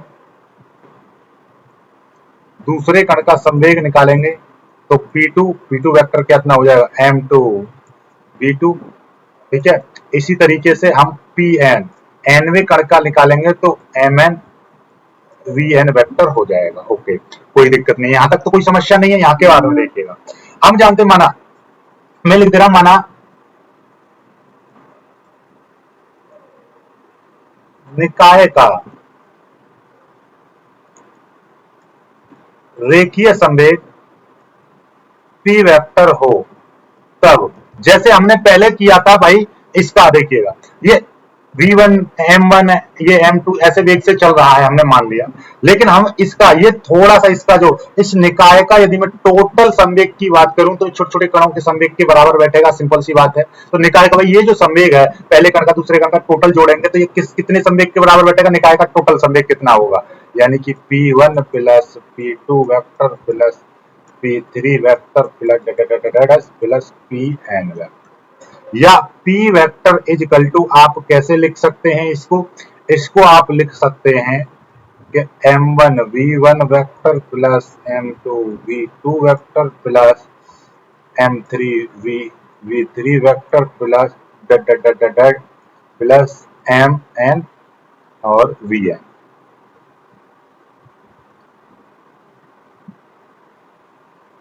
अब हम इसका एक बार अवकलन कर देंगे, तो क्या हो जाएगा, dp vector upon dt vector, एक बार अवकलन कर देंगे हम इसका, तो ये कितना हो जाएगा, m1 d v1 upon dt, फिर प्लस इसका अवकलन करूंगा m2 और ये d अपॉन dt, और इस v2 वेक्टर का अवकलन हो जाएगा, प्लस ऐसे ही m3 आपका बाहर आ जाएगा, d v3 अपॉन dt, फिर प्लस mn आपका बाहर आ जाएगा, क्योंकि ये कांस्टेंट है। अब मैं डायरेक्ट क्यों कर रहा हूं, क्योंकि ये मैंने एक लाइन यहाँ पे देखिएगा, यहाँ पे आप चाहो तो इस वाली लाइन पर यहाँ पे लिख सकते हो, अवकलन करने पर, और यहाँ पे लिख दो दोनों पक्षों का अवकलन करने पर, ये अवकलन करने पर ये वाली लाइन आ गई। और आप लोग भली भांति जानते होंगे, नहीं जानते तो आप समझ सकते हैं कि ये m1 हो जाएगा, और ये चीज क्या होती है, ये वेग परिवर्तन की समय दर को हम क्या कहते हैं, त्वरण, तो a1 वेक्टर हो जाएगा, प्लस ये है आपका m2, ये कितना हो जाएगा, a2 वेक्टर हो जाएगा, प्लस ऐसे ही m3 a3 वेक्टर हो जाएगा, प्लस प्लस ये हो जाएगा mn an वेक्टर हो जाएगा। ओके, चलिएगा नेक्स्ट हम बात करेंगे हम इसका, ये हो जाएगा, और ये m1 a1 तो ये पहले कण पर लगने वाला बल हो जाएगा, ये कितना हो जाएगा, पहले कण का बल, ठीक है। ये तो इसको हम सीधे सीधे m1 a1 क्या हो जाएगा, पहले कण पर लगने वाला बल f1, प्लस ये कितना हो जाएगा, f2 हो जाएगा, ये ऐसे ही ये आपका f3 हो जाएगा, f3 वेक्टर हो जाएगा, प्लस ये कितना हो जाएगा, fn वेक्टर हो जाएगा। चूंकि f बराबर होता है ma, जब f बराबर ma होता है तो ये m1 a1 है तो f1 हो जाएगा, m2 a2 है तो f2, इस तरीके से ये आपका fn हो जाएगा। और आपको मैंने पहले ही बता रखी है कि जब इस तरह से आता है तो हम इसको क्या बोलते हैं, ये एफ ई एक्स टी। पिछली वाली वीडियो आपने देखी होगी तो मैंने बताया था ये कितना है, एफ ई एक्स टी का मतलब बाह्य बल। ये क्या है, निकाय पर लगने वाला बाह्य बल है, यानी कि प्रत्येक कण पर जब बल लगेगा उसी के कारण उसमें वेग होगा। ठीक है, जब हम कोई बाहर से बल लगाएंगे तभी तो वो गति करेगा निकाय, तो निकाय गति करेगा तो ये चीज हो जाएगी। और देखिए यहां से एक चीज और खास बात जान लीजिए, इस एफ ई एक्स टी को आप क्या कह सकते हो, ये देखिएगा, ये क्या था, पहले कण पर लगने वाला बल, दूसरे कण पर लगने वाला बल, तीसरे कण पर लगने वाला बल, nवें कण पर लगने वाले बल।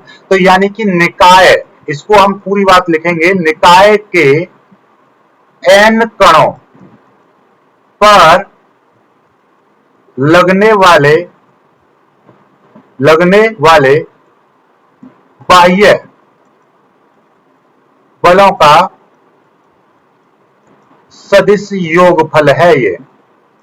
ठीक है, या इसको हम नॉर्मल भाषा में एक ही शब्द में बाह्य बल बोल देंगे। बात समझ में आ गई, ये एफ एक्स टी क्या है। अब यहां से क्या सिद्ध होता है, इसको समीकरण 1 मान लो। अतः समीकरण 1 से स्पष्ट होता है कि n कणों के निकाय के संवेग परिवर्तन की दर, यानी कि n कणों के निकाय के संवेग परिवर्तन की दर, ये देखिएगा, ये संवेग है, डी लग गया यानी परिवर्तन, यानी कि ये हो गया संवेग परिवर्तन की दर। टी का मतलब ये पूरा चीज, ये चीज आ गई, संवेग परिवर्तन की दर निकाय के कणों पर कार्यरत बाह्य बलों के सदिश योग के बराबर होता है। ठीक है, ये देखिएगा, ये क्या था, ये देखिए यहां पर आपको क्या चीज पता चली है कि भैया F1 F2 F3 Fn क्या है, यह है पहले कण, दूसरे कण, तीसरे कण पर लगने वाला बल। इन सभी को हमने जोड़ दिया तो ये Fxt बना दिया, यानी कि Fext बना दिया, यानी एक्सटर्नल फोर्स। Ext का मतलब एक्सटर्नल फोर्स यानी बाह्य बल। तो ये क्या है, Fxt निकाय के n कणों पर लगने वाले बाह्य बलों का योगफल है। तो इसीलिए ये dp/dt क्या है, dp/dt ये जो है आपका क्या हो जाएगा, संवेग परिवर्तन की दर। तो संवेग परिवर्तन की जो दर है, यानी कि n कणों के निकाय के संवेग परिवर्तन की जो दर है, संवेग परिवर्तन की दर, संवेग परिवर्तन की यहां पर एक चीज लगाएंगे दर, संवेग परिवर्तन की दर निकाय के कणों पर कार्यरत बाह्य बलों के सदिश योग के बराबर होती है। ठीक है, तो ये आपका, ठीक है, दर जो है आपका बराबर होती है। ओके, ये हो जाएगा। यहां से आगे हम मान के चले, माना यदि बाह्य बल कैसा होता है, बाह्य बल मैंने क्या मान लिया कि निकाय पर लगने वाला बाह्य बल शून्य है, यानी कि बाह्य बल कैसा है, अनुपस्थित है। माना यदि बाह्य बल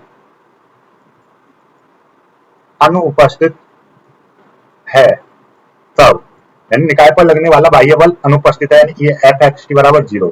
तो क्या आ जाएगा, dp vector upon dt vector is equal to 0। ठीक है, ये हो जाएगा, देखिएगा समीकरण 1 से समीकरण dp अपॉन dt बराबर Fxt, ये हो जाएगा 0। अब यदि किसी भी चीज का, यदि मैं कह रहा हूं dy upon dt is equal to 0 है, तो इसका मतलब तो y का मान पहले कांस्टेंट रहा होगा। जब कांस्टेंट रहेगा तभी तो मैं इसका अवकलन करूंगा, तो अवकलन करने पर 0, कांस्टेंट का अवकलन ही तो 0 होता है। तो भैया p का मान यहाँ पर कैसा रहा होगा, कांस्टेंट रहा होगा, तभी तो इसका अवकलन करने पर 0 है।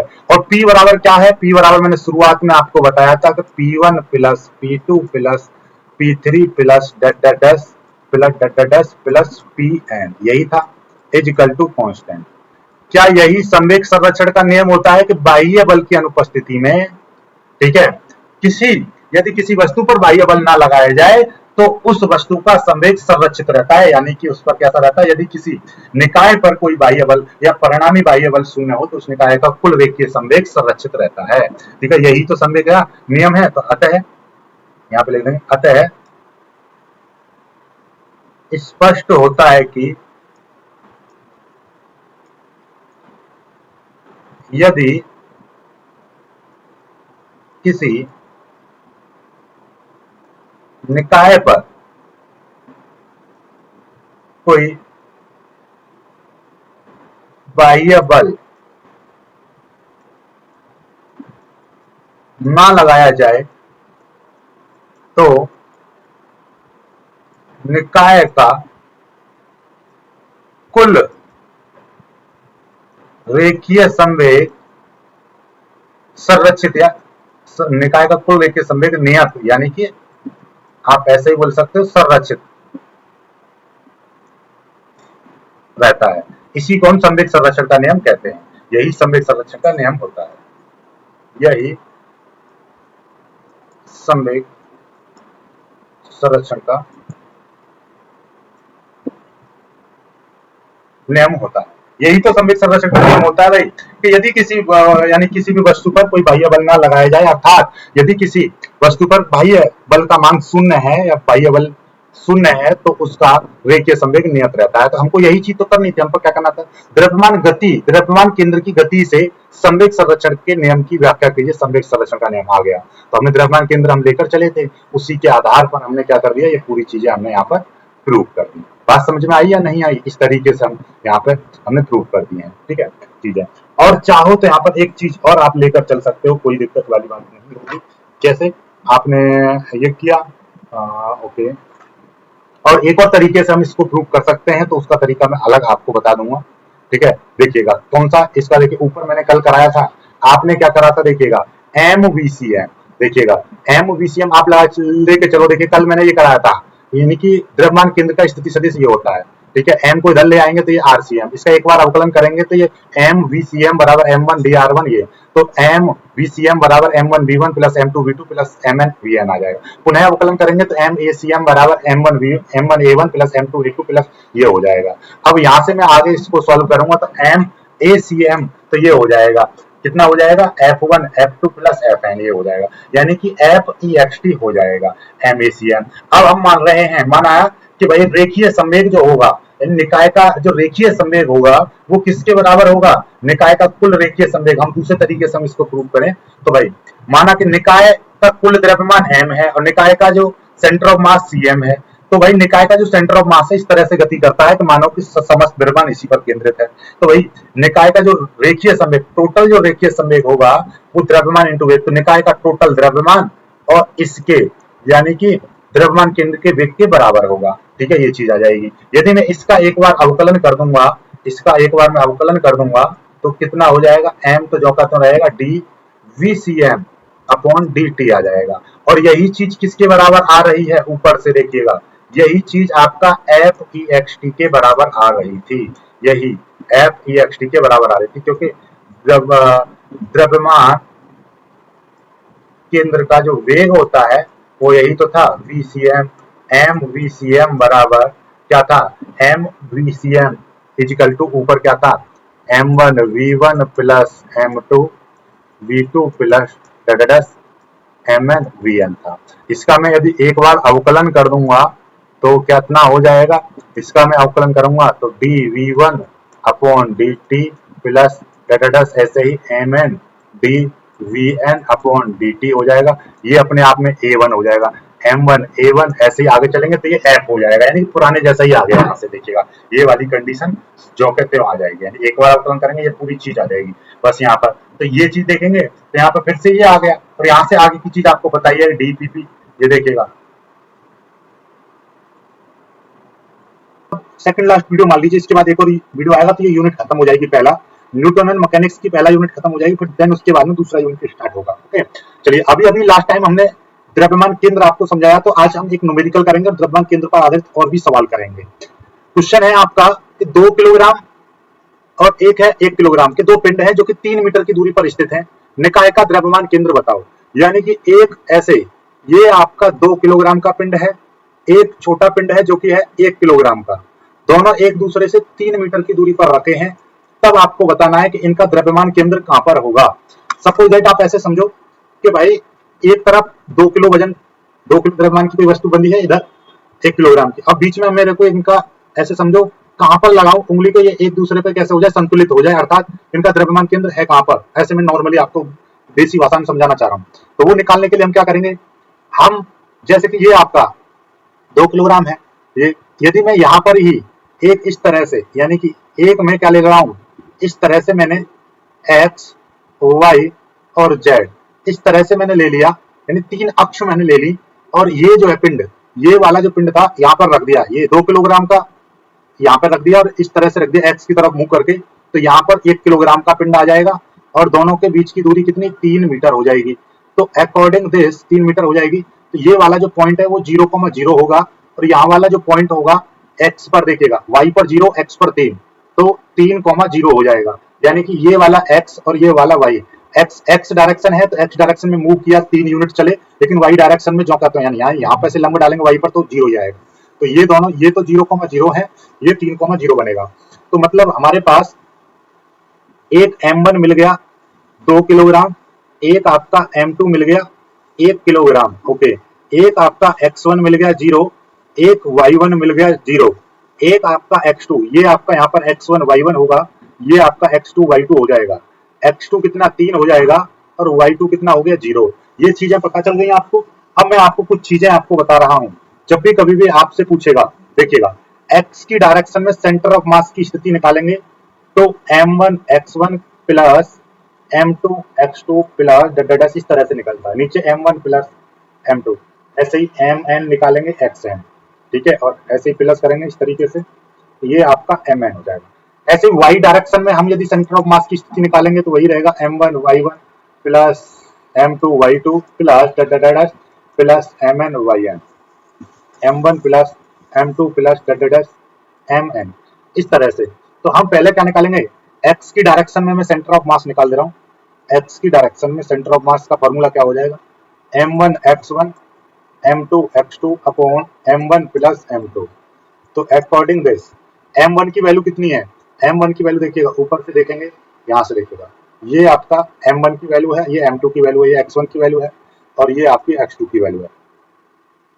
M1 की वैल्यू 2 इंटू X1 की वैल्यू 0, फिर प्लस M2 की वैल्यू 1, फिर इंटू X2 की वैल्यू 3, और नीचे 2 प्लस 1, टोटल मिला के कितना हो जाएगा, ये 0 हो जाएगा, 0 प्लस 3 बट्टे 3, यानी कि टोटल मिलाकर 3/3, टोटल मिलाकर इससे ये कट जाएगा 1। तो x की डायरेक्शन में जो सेंटर ऑफ मास की स्थिति कहां पर निकली है, 1 सेंटीमीटर दूर, ठीक है। अब y की डायरेक्शन में निकालना चाहो, y की डायरेक्शन में निकाल दो, लेकिन हमें यहीं से काम खत्म हो जाए, क्योंकि x की डायरेक्शन एक ही प्लेन में रखा हुआ है, यानी कि x की डायरेक्शन में, यानी x की डायरेक्शन में हम बात कर रहे हैं यहाँ से, मूल बिंदु से हम बात करेंगे, इसका मतलब 2 किलोग्राम यहाँ पर रखा हुआ, मूल बिंदु से 1 मीटर की दूरी पर, 3 मीटर है, तो यानी कि 2 किलोग्राम से 1 मीटर की दूरी पर यहाँ पर आपका सेंटर ऑफ मास होगा, ठीक है। तो हम यहाँ पर क्या लिख देंगे, अतः हम यहाँ पे लिख देंगे, अतः 2 किलोग्राम द्रव्यमान से 1 मीटर दूरी पर, 1 मीटर दूरी पर द्रव्यमान केंद्र होगा, इस तरह से हम। अब हमने y सेंटीमीटर में क्यों नहीं निकाला, y क्यों नहीं निकाला, क्योंकि ऐसे ये वस्तु ऐसे नहीं रखी है, ना ही ये केवल x ही डायरेक्शन, एक ही डायरेक्शन में आ गई, यदि x y प्लेन में होती तब हम y भी निकालते। जैसे एक सवाल और मैं आपको करा रहा हूं x y प्लेन का, देखिएगा सवाल समझ में आ जाएगा आपको। जैसे कि 3 बिंदु हैं,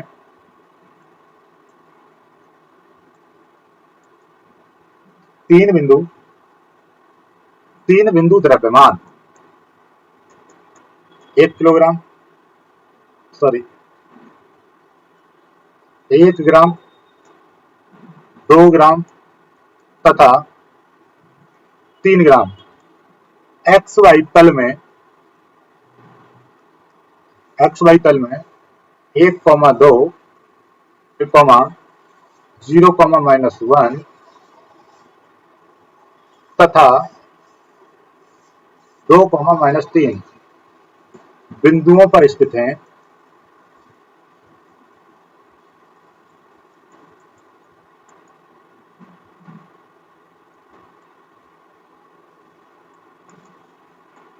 बिंदुओं पर स्थित है निकाय के द्रव्यमान केंद्र की स्थिति,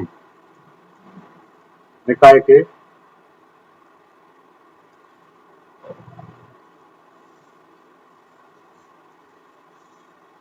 निकाय के द्रव्यमान केंद्र की स्थिति ज्ञात करनी है। ओके, चलिएगा। अब की बार आपको किस तरीके से दे रखा है, घबराना नहीं है, टेंशन नहीं लेने का, ठीक है। यहाँ पर डायरेक्टली आपको 3 बिंदु दे रखे हैं, एक यहाँ पर है इस तरह से, मैंने इस त्रिभुज के तौर पर हमने मान लिए, एक बिंदु यहाँ पर है, एक बिंदु यहाँ पर है, एक बिंदु यहाँ पर है, ठीक है। तो मैं मान के चल रहा हूँ कि भैया 1 किलोग्राम, 1 ग्राम यहाँ पर है, 2 ग्राम यहाँ पर है और 3 ग्राम यहाँ पर है।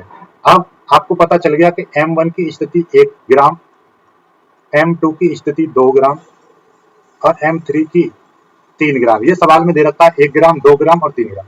XY तल दे रखा है जिसमें एक के बिंदु यानी कि इस M1 के जो बिंदु दे रखे हैं वो दे रखे हैं X1 Y1 मान ले रहा हूँ, जो कि है 1,2।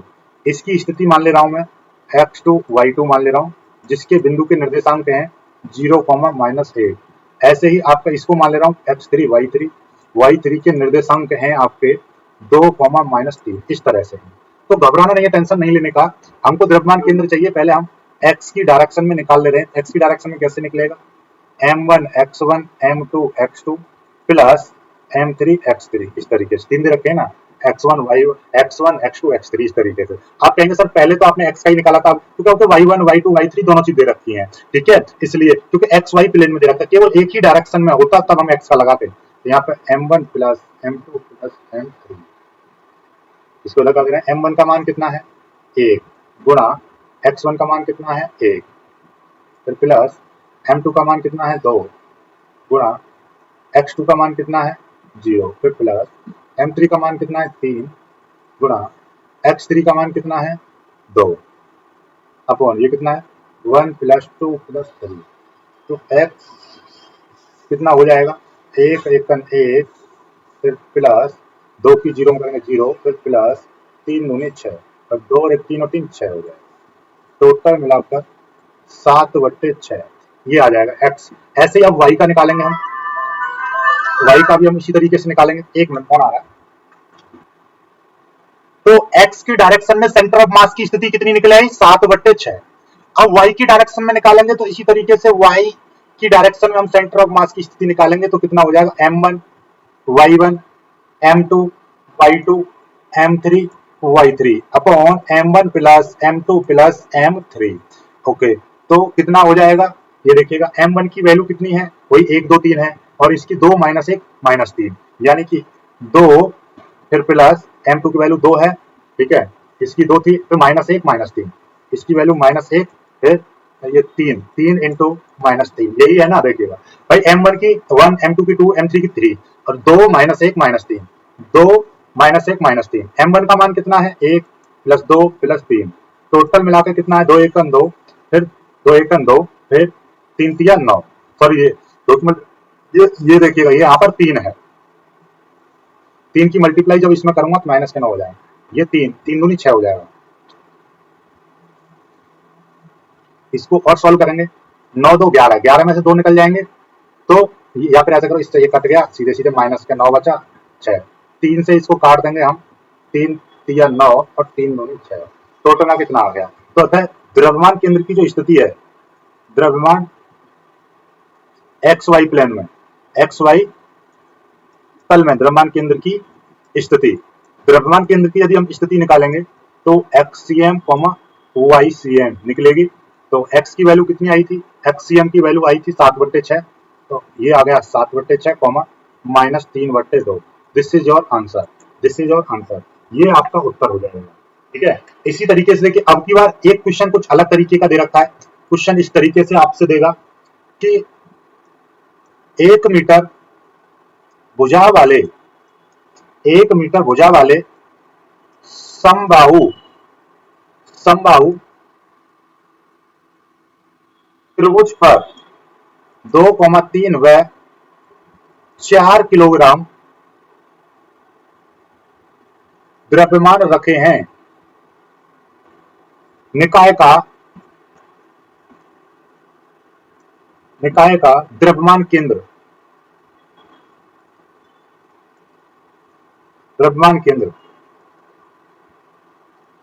ज्ञात करो, ठीक है। अब हम इसका सॉल्यूशन करते हैं। यहां पर क्या बोला है कि 1 सेंटीमीटर की भुजा है, 1 सेंटीमीटर भुजा वाले एक समबाहु त्रिभुज है। समबाहु त्रिभुज इस तरीके का एक त्रिभुज होगा जिसकी तीनों भुजाएं कैसी हैं, बराबर हैं। ये बना दिया एक समबाहु त्रिभुज, जिस पर यहाँ पर मान लीजिए मैंने 2 किलोग्राम वजन रख दिया, यहाँ पर मैंने 3 किलोग्राम द्रव्यमान रख दिया और यहाँ पर मैंने 4 किलोग्राम द्रव्यमान रख दिया। अब इसने कहा है कि इसके द्रव्यमान केंद्र का मान निकालना है, द्रव्यमान केंद्र।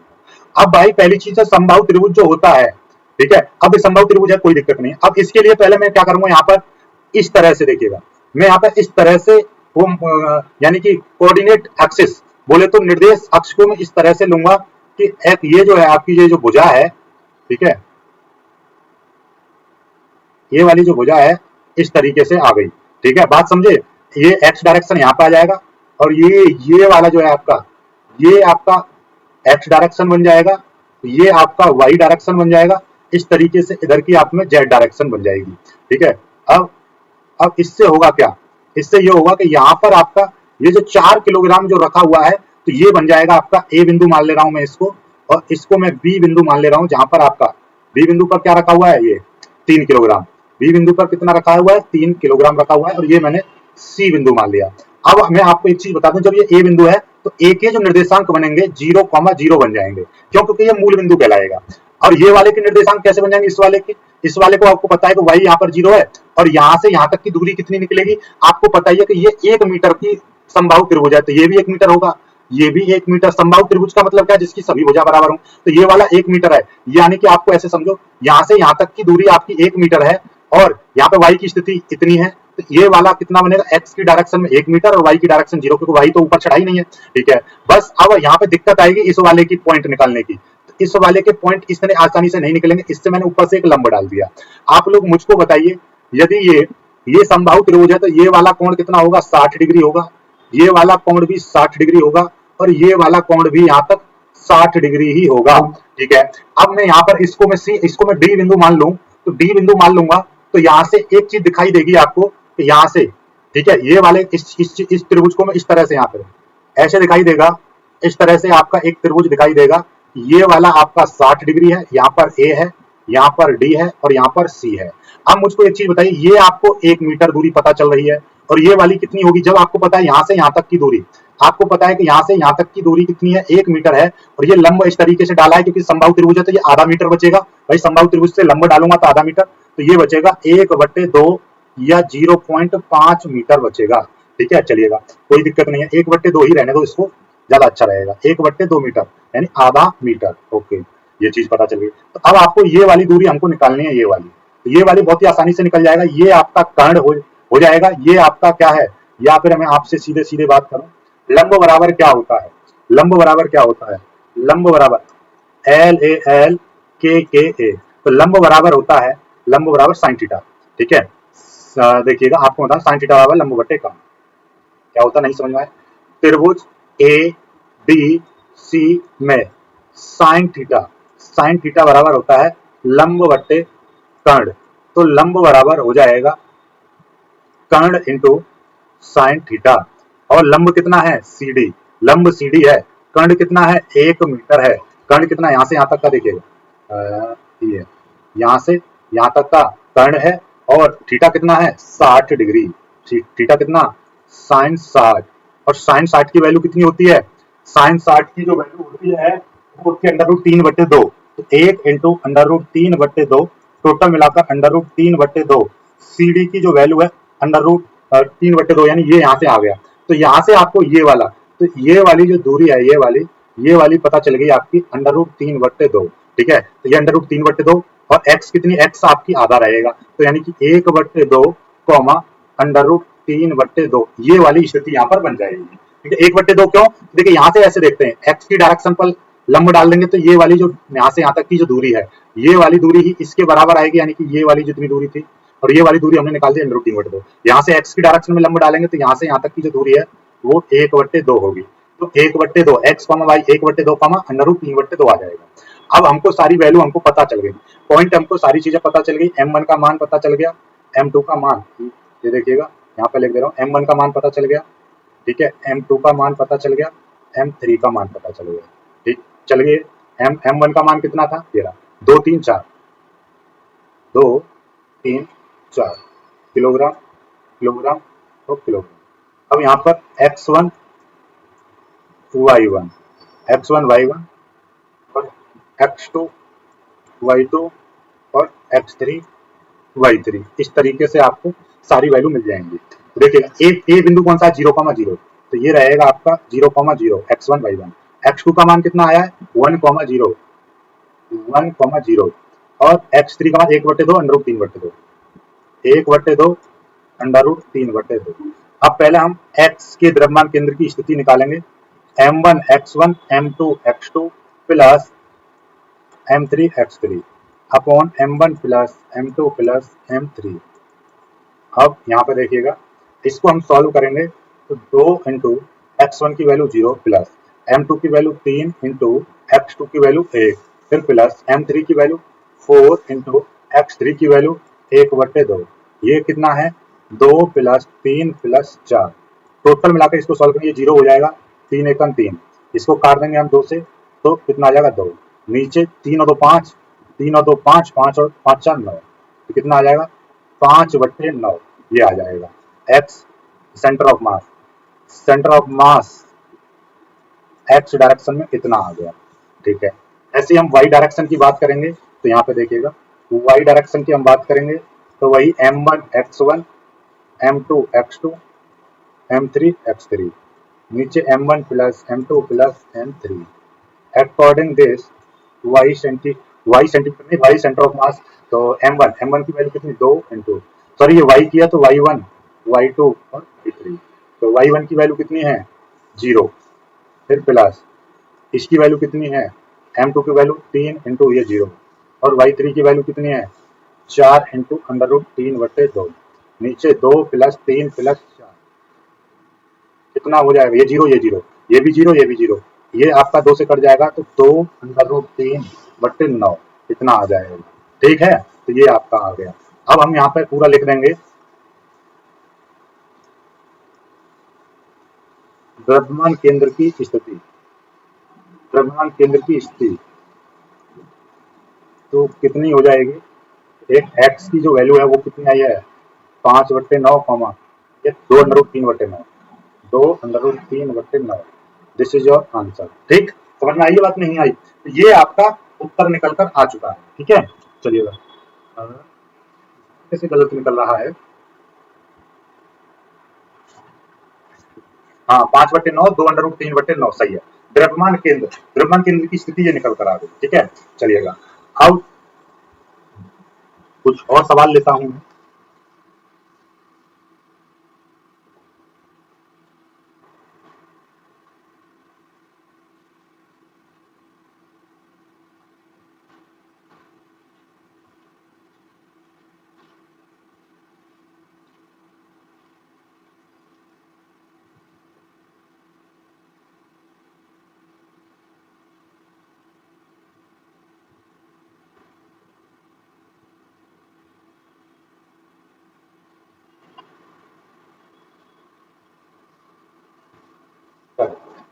अब देखिएगा, अब आपको मैं एक और आपसे कह रहा हूं, ये क्वेश्चन ये आपको होमवर्क में दिया जा रहा है, सेम यही है, बस थोड़ा सा अंतर है कि यहीं से मैं इस पूरे वाले सवाल को कॉपी कर ले रहा हूं, इसी में थोड़ा सा अंतर डाल दूंगा।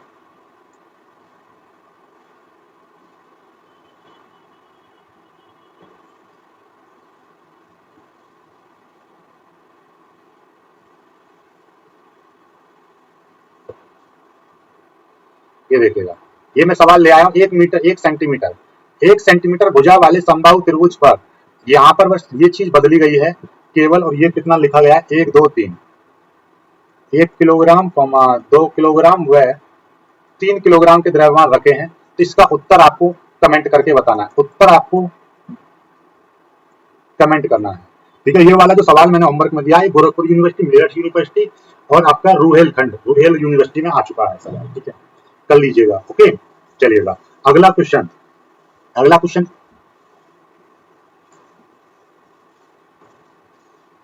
किसी ज्ञात समय पर, किसी ज्ञात समय पर 100 ग्राम तथा 300 ग्राम द्रव्यमान के दो कणों के स्थिति सदिश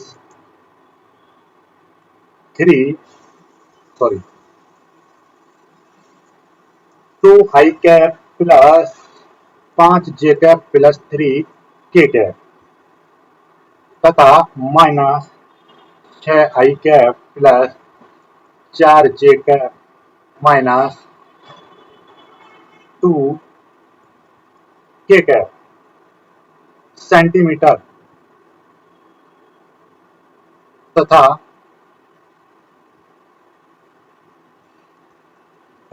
वेग 10i cap minus 7j cap minus 3k cap व 7i cap minus 9j cap plus 6k cap centimetre प्रति सेकंड है।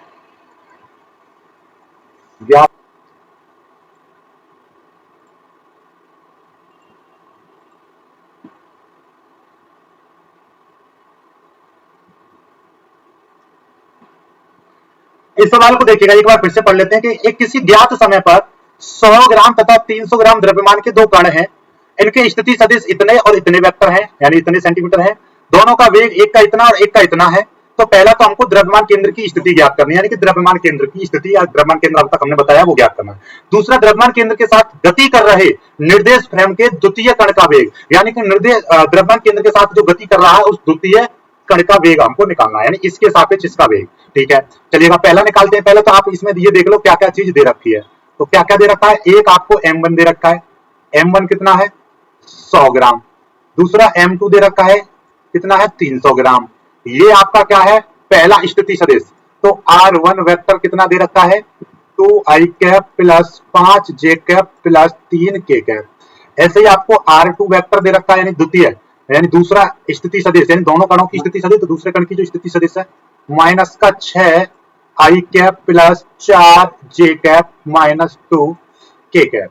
इसी तरीके से ये V1 वेक्टर, पहले कण का जो वेग दे रखा है 10i cap minus 7j cap minus 3k cap दे रखा है। एक आपका दूसरे कण का जो वेग दे रखा है वो कितना दे रखा है 7i cap minus 9j cap plus 6k cap ये दे रखा है।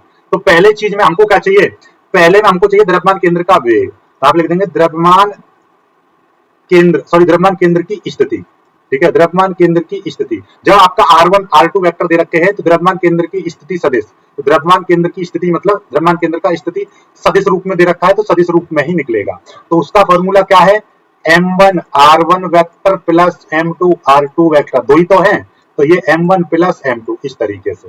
अब आपको M1 का मान कितना है 100 है और R1 का मान कितना है ये दे रखा है। R1 का मान कितना है, ये वाला R1 का मान है कितना है 2i cap plus 5j cap plus 3k cap. Okay, फिर प्लस M2 का मान कितना दे रखा है 300 दे रखा है और R2 का मान कितना दे रखा है 10i cap minus 7j cap, 17 नहीं है 7 है ये। ठीक है, ओके, फिर माइनस 3k कैप और M1 का मान कितना दे रखा है 100 प्लस M2 का मान कितना दे रखा है 300।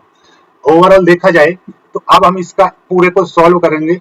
रेडियस वेक्टर, तो ये कितना हो 3 और 1 400 हो जाएगा और 100 की मल्टीप्लाई कर देंगे तो कितना हो जाएगा 200i cap plus 500j cap plus 300k cap.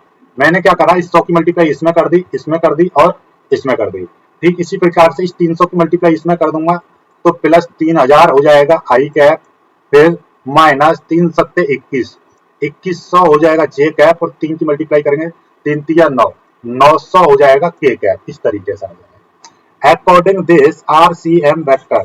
देखिएगा अब आप इसमें ये काम करिएगा, सभी को जोड़ दो 200i कैप और 3000 तो कितना हो जाएगा 3200 i cap, 500 j cap plus के और ये माइनस के तो कितना हो जाएगा 1600, 500 इसमें से निकल जाएंगे तो कितने बचेंगे 1600 बचेंगे, माइनस का 1600 j कैप।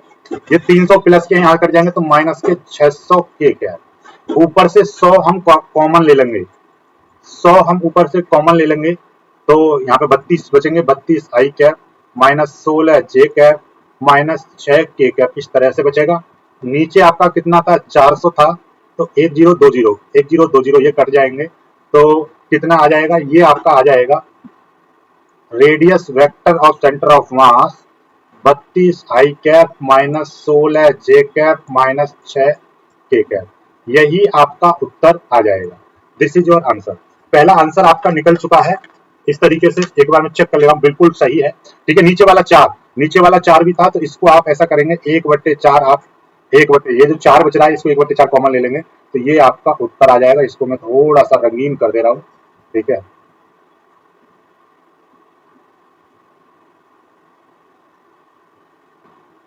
ठीक, ये हो गया।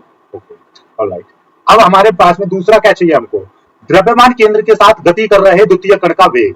बात को समझो, यदि मैं कह रहा हूं, ध्यान समझिएगा, एक वस्तु 5 मीटर प्रति सेकंड के वेग से चल रही है और एक दूसरी वस्तु 8 मीटर प्रति सेकंड के वेग से चल रही है, तो इसके सापेक्ष इसका वेग कितना होगा, तो इसमें से इसको घटा देंगे, यानी कि इसके सापेक्ष ये मात्र 3 मीटर प्रति सेकंड के वेग से ही चल रही है तेज। बात समझ रहे हो, इस तरीके से। ठीक उसी प्रकार से हम यहाँ पर क्या निकालना चाह रहे हैं, हम यहाँ पर निकाल रहे हैं कि द्रव्यमान केंद्र, देखिएगा ये क्या बोला है, द्रव्यमान केंद्र की गति के साथ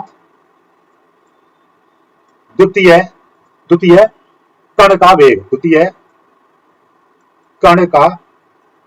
ये हमको निकालना है। बात समझ रहे हो, द्रव्यमान केंद्र के साथ, यानी द्रव्यमान केंद्र के सापेक्ष, इसका मतलब साथ का मतलब क्या, द्रव्यमान केंद्र के सापेक्ष इसका वेग निकालना है।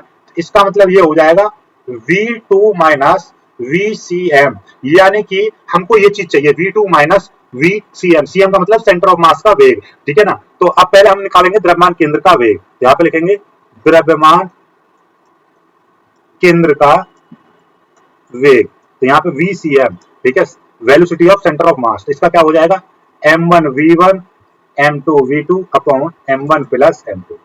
तो पहले vcm निकालेंगे तो कितना हो जाएगा, m का मान कितना था, 100 था, और v1 का मान देखिएगा यार 10, यहीं से कॉपी कर ले रहा हूँ सीधे सीधे। ठीक है, कंट्रोल C और यहाँ पर लेके नहीं आ,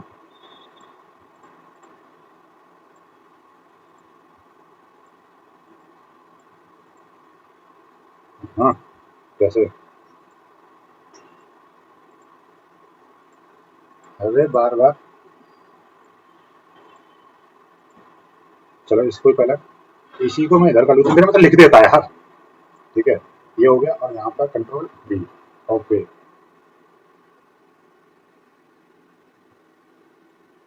ये आ गया। और ऐसे यहाँ से मैं V2 का मान ले रहा हूँ। ठीक है,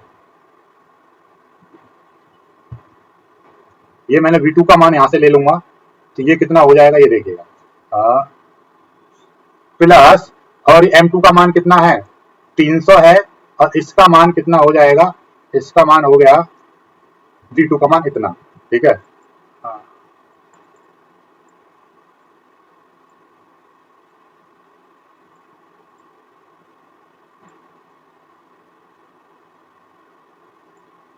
ये आ गया है, और यहाँ से हमारा 100 प्लस ये हो गया 300। ठीक है, इतनी देर में तो मैं लिख देता यार, चलिए कोई दिक्कत नहीं है। ये कितना हो जाएगा 300 प्लस 100 और 300 400, 100 की मल्टीप्लाई कर देंगे, या फिर आप ऐसा करो ऊपर से पहले 100 एलसीएम ही ले लो, 100 एलसीएम नहीं 100 कॉमन ले लो, 100 कॉमन ले लेंगे तो यहाँ पे से सीधे सीधे ये कितना बचेगा, ये सीधे सीधे यहाँ पे ये पूरा का पूरा ये वाला, इसके साथ में जो 100 था ये बाहर निकल गया है, ये अपना इसमें 100 चला जाएगा, तो ये पूरा जो कितना बचेगा 10 आई कैप -7 जे कैप -3 के कैप, इस तरह से। प्लस अब ये 3, क्योंकि 100 चला गया, 2 जीरो ये चली गई, तो इसकी मल्टीप्लाई 7 है 21 आई कैप, 3 की मल्टीप्लाई 3 नाम 27 जे कैप, और ये 3 सिंह 18 के कैप हो जाएगा। तो इसका VCM हम निकालेंगे, देखिए 1010, ये दो चीज कट चुकी है, नीचे 4 बचेगा, 10 में से 10 और ये जोड़ दीजिए, ये कितना हो जाएगा 10 और 21 31 आई कैप, माइनस के 7 और ये निकल जाएंगे माइनस के 34 जे कैप, माइनस के 3 और ये तो प्लस के 15 के कैप, इतना ये आ गया वेग। ठीक है, अब हमको क्या चाहिए था, हमको तो ये चाहिए था, क्या चाहिए था V2 माइनस VCM, तो V2 का मान कितना है, V2 का मान ये है, इसको मैं यहीं से कॉमन कॉपी ले ले रहा हूँ, कॉपी तो मैंने कर ही रखा था। ये आपका V2 का मान आ गया और फिर माइनस, और ये VCM का मान इतना आया 31 आई कैप माइनस 34 जे कैप प्लस 15 के कैप बट्टे 4। 4 यहाँ से आप एलसीएम ले लेंगे तो 4 की मल्टीप्लाई इधर हो जाएगी, 4 सत्ते 28 आई कैप, 4 नम 36 जे कैप, 4 छिंग 24 के कैप, फिर माइनस इधर करेंगे माइनस के 31 आई कैप माइनस माइनस प्लस हो जाएंगे 34 जे कैप, फिर ये माइनस के 15 के कैप, इस तरह से आ जाएगा। इसको हम सॉल्व करेंगे, 4 नीचे आएगा 28 में से 31 जाएंगे तो माइनस के 3 आई कैप, माइनस के 36 प्लस के ये तो माइनस के 2 जे कैप, प्लस के ये 15 25 में से सीधे सीधे 25 ऐसा करो इसमें एक जोड़ देंगे तो, और इसमें भी एक जोड़ देंगे तो माइनस के 14 बचेंगे, ये 25 हो जाएगा। 25 में से 14 घटा देंगे 1 और 2 में से 1 गया तो 1, तो कितने बचेंगे 11 प्लस के 11 के क्या इतना आ जाएगा। तो ये आपका निकल चुका है V2 minus VCM is equal to 1/4 minus का 3 I cap 2 J cap plus 11 K cap. This is your answer. ये आपका उत्तर हो चुका है। ठीक है, इस तरीके से सवाल करने हैं आपको। और भी सवाल है, अभी मेरे को फोन आ रहा है यार, आज तो मैं वीडियो बाद में बनाऊंगा, नहीं कल आपको वीडियो मिलेगा पूरा बड़ा। वीडियो को लाइक करिएगा, शेयर कीजिएगा, चैनल को सब्सक्राइब करिएगा।